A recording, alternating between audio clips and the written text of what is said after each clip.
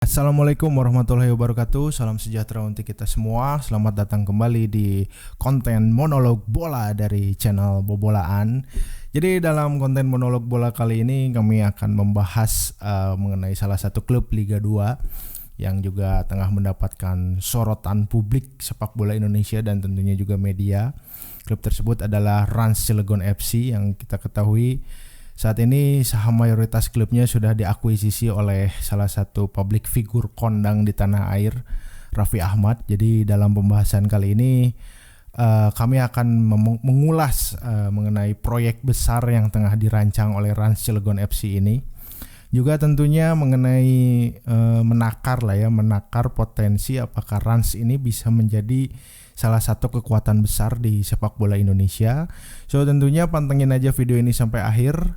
Oke lah, nggak usah berlama-lama, kita langsung mulai. Ini dia Rans Cilegon FC.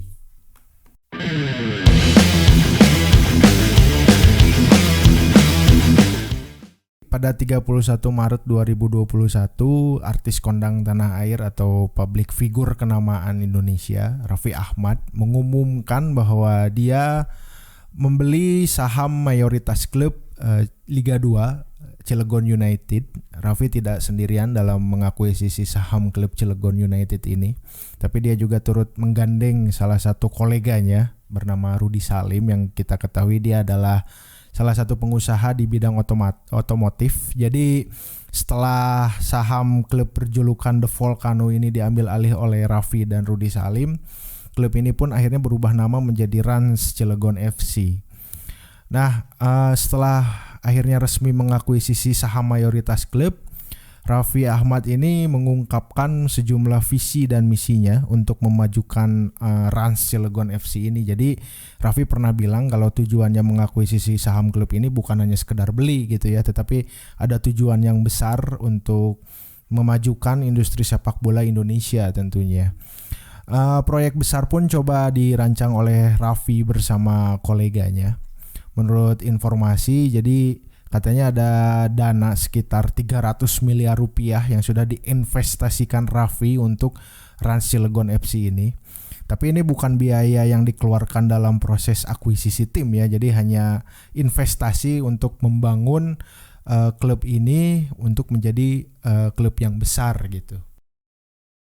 Jadi dana sebesar 300 miliar rupiah itu kabarnya akan banyak dialokasikan untuk membangun sejumlah infrastruktur olahraga dan pembentukan akademi sepak bola sebagai upaya pembinaan. Karena di awal pun Raffi bilang bahwa tujuannya itu adalah untuk meningkatkan infrastruktur sepak bola di Indonesia dan juga untuk banyak melakukan pembinaan pesepak bola muda yang nantinya bisa menjadi tulang punggung tim nasional gitu ya.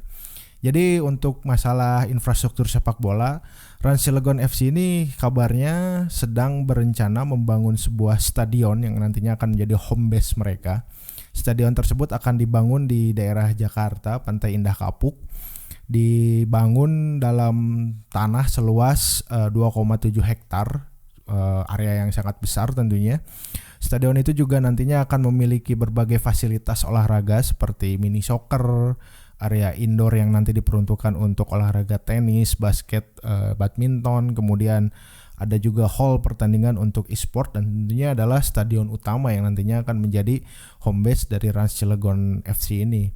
Selain itu, Raffi juga kabarnya akan membangun 10 stadion di beberapa kota dengan kualitas yang sama dengan stadion yang akan dibangun di Pantai Indah Kapuk itu.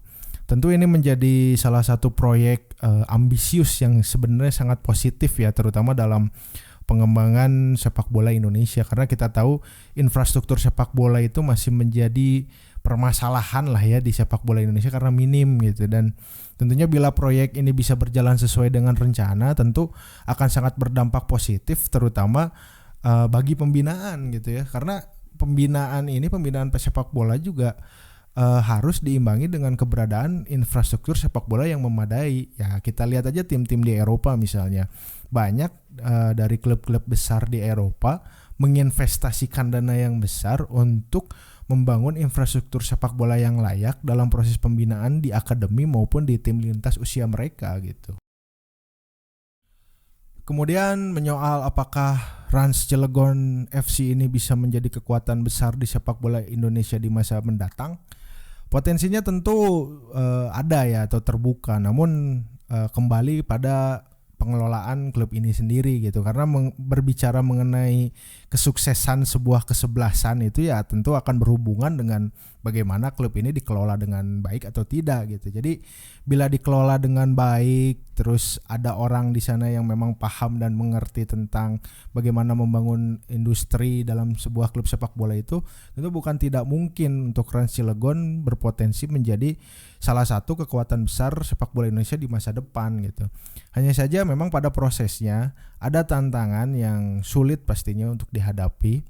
Jadi memang tidak akan semudah membalikan telapak tangan, apalagi bila pada akhirnya Rans ini bisa promosi ke Liga 1 tahun depan. Tentu kalau kita lihat persaingan yang akan dihadapi itu akan lebih berat baik secara prestasi maupun pengembangan bisnis. Sebab kenapa di Liga 1 itu Rans sudah harus bersaing dengan klub-klub yang sudah terlebih dahulu mapan seperti Persib Bandung, Bali United, Persija Jakarta, Persebaya Surabaya hingga Arema FC yang secara pamor juga sudah jauh lebih besar dibandingkan Rans Cilegon, baik itu dalam hal prestasi maupun pengembangan bisnis sepak bola mereka. Bahkan di Liga 2 saja persaingan itu sudah harus dihadapi gitu ya, karena setidaknya mereka akan bersaing dengan tim-tim seperti Dewa United dan Persis Solo yang kedua tim tersebut juga kemudian disebut dengan tim Sultan karena baru saja mendapatkan investor baru ya. Dan tidak terkecuali juga dengan tim-tim seperti PSMS Medan atau Sriwijaya FC yang sudah terlebih dahulu eksis di sepak bola Indonesia. Nah, kemudian sebenarnya terkait Rans Cilegon FC ini sejatinya ada satu kekhawatiran dari saya. Karena Rans ini berencana pindah home base ke Jakarta, dan rencana untuk pindah home base ini sebenarnya sebelumnya sempat ada beberapa disayangkan juga ya oleh beberapa kelompok supporter di Cilegon gitu ya. Sebenarnya saya juga agak menyayangkan ya, karena awalnya saya berharap bahwa Rans ini bisa menumbuhkan kembali geliat sepak bola di kota Cilegon setelah sebelumnya kan Cilegon punya yang namanya Pelita Krakatau Steel ya. Kemudian akhirnya tim tersebut berpindah-pindah klub yang kemudian sekarang menjadi Madura United gitu. Nah, dengan kemunculan Rans ini saya berharapnya bahwa sepak bola Cilegon itu bisa kembali bangkit, tapi dengan ada rencana untuk pindah ini ya agak sedikit kecewa dan juga khawatir sebenarnya gitu kan. Karena kenapa gitu saya khawatir? Seperti kita ketahui, kalau kultur sepak bola di Indonesia ini atau kultur supporter di Indonesia ini masih sangat kental dengan unsur primordial atau kedaerahan. Seperti misal ya, di Jawa Barat itu udah pasti menjadi basis pendukung Persib gitu. Itu mah sudah tidak terbantahkan lagi, ataupun di Sulawesi Selatan gitu ya. Itu udah pasti menjadi basis yang besar untuk mendukung PSM Makassar gitu. Jadi kekhawatiran saya ini adalah ketika Rans memilih pindah ke home base, pindah home base ke Jakarta, mereka malah bisa kehilangan potensi penggemar yang cukup besar gitu ya. Karena kita tahu di Jakarta itu sudah ada Persija yang merupakan tim besar, berprestasi, legendaris pula, juga punya basis pendukung yang tak kalah besar gitu di sana. Tentu ini menjadi tantangan lain yang akan dihadapi oleh Rans Cilegon, terutama dalam mengembangkan potensi bisnis sepak bola mereka. Karena biar bagaimana, kesebelasan dan fans atau supporter itu menjadi hal yang saling berkaitan gitu. Bahkan bisa dibilang punya hubungan mutualisme yang artinya atau saling menguntungkan gitu ya. Karena dalam hal pengembangan bisnis sepak bola, keberadaan supporter ini menjadi satu hal yang krusial gitu ya. Contohnya ya, bagaimana bisa klub mendapatkan sumber pendapatan dari misalnya dari tiket penjualan pertandingan atau dari merchandise gitu, kalau mereka tidak punya fanbase yang besar gitu. Atau apakah mungkin sebuah klub bisa mendapatkan banyak sponsor dari sejumlah brand bila fanbase yang dimiliki jumlahnya minim? Sebab dari pengamatan saya sejauh ini, salah satu faktor yang membuat sebuah klub bisa mendapatkan atensi atau minat dari banyak supporter sebagai sebuah brand itu adalah yang pertama jelas dari prestasi, kemudian dari nama besar, dan tentunya fanbase. Ya, semoga aja kekhawatiran saya ini tidak terjadi ya, dan pastinya Raffi dan kawan-kawan juga pasti sudah punya rencana yang besar dan pertimbangan yang matang pula untuk bagaimana menjalankan Rans Cilegon FC ini untuk bisa terus berkembang hingga menjadi lebih besar. Dan menyoal apakah Rans Cilegon ini bisa promosi ke Liga 1 musim depan, kayaknya akan kita bahas di bahasan berikutnya aja ya, mungkin menjelang perhelatan Liga 2. Oke, cukup sekian ulasan dari kami mengenai Rans Cilegon FC ini. Mohon maaf bila ada kesalahan penuturan ataupun informasi yang tidak tepat atau kurang tepat. Jadi untuk kalian yang mau request tema pembahasan dari kami, bisa banget tentunya.